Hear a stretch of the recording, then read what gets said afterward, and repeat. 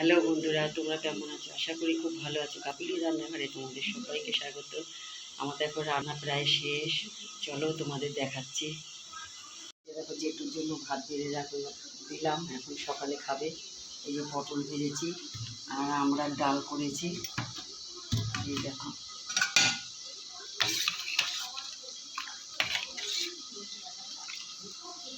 আর ওদিকটায় চলো আলু দিয়ে এই যে ঝিঙা বানিয়ে রেখেছি আর কটা বড়া ভেজে রেখেছি, এই দিয়ে রসা করবো।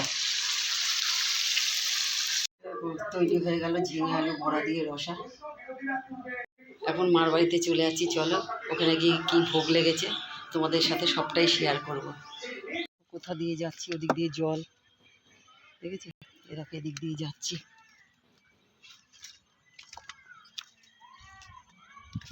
বৃষ্টি হলে না মাঠে জল হয়ে যায়, এখন তাও একটু শুকনো, খুব জল হয়ে যায়।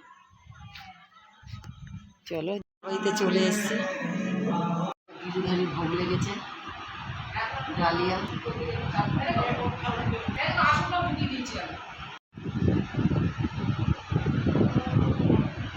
এখন পাবো প্রসাদ।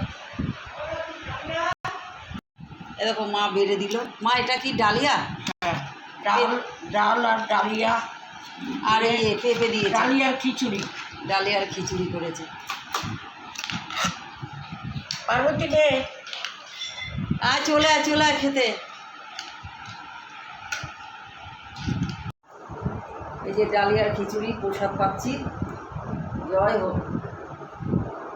দারুণ স্বাদ হয়েছে, এর মধ্যে কাঁঠালের বিচিও দিয়েছে, পেঁপে দিয়েছে, দারুণ। ডালও আছে,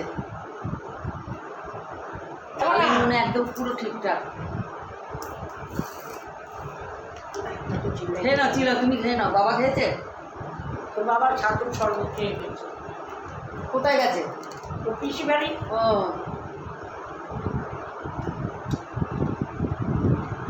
দারুণ হয়েছে, পুরো ঠিকঠাক।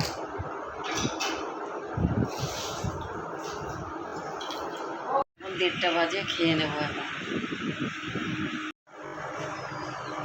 ডাল দিয়ে পটল ভেজে দিয়ে খাবো।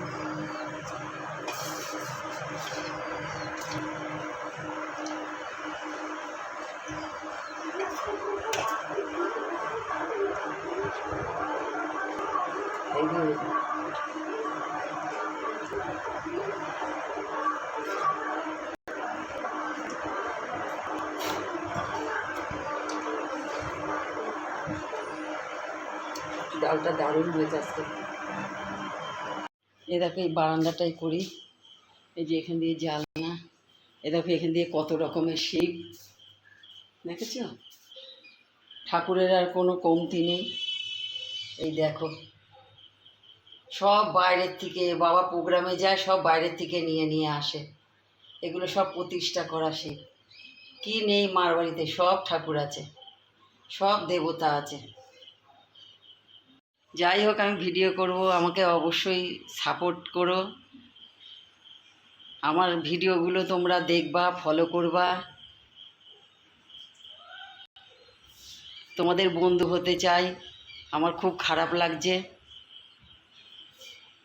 তোমরা পাশে না থাকলে আমি কি করে এগোবো? তোমরা সাপোর্ট করো আমাকে, আমার ভিডিওগুলো তোমরা দেখো, এটাই তোমাদের কাছে প্রার্থনা। আর কেমন লাগছে আমাকে অবশ্যই কমেন্টে জানিও।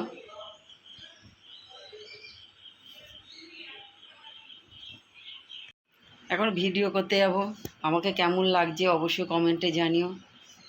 আর অবশ্যই আমার ভিডিওগুলো তোমরা ফলো করবা। তোমরা যদি পাশে না থাকো তাহলে কি করে হবে?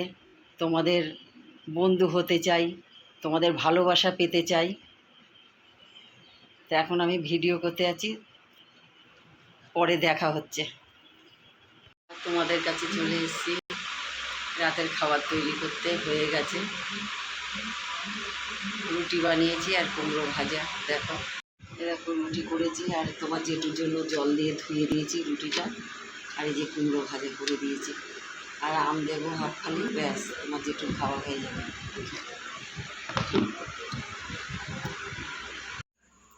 আজকের মতন এখানেই শেষ করলাম, অনেক রাতে খাবে তাই খাবারটা করে তৈরি করে রাখলাম। তা তোমাদের যদি ভিডিওটা ভালো লেগে থাকে লাইক কমেন্ট শেয়ার দিও। আজকের মতন টাটা, তোমরা সুস্থ থাকো, ভালো থাকো, ঠাকুরের কাছে এই কামনা করি।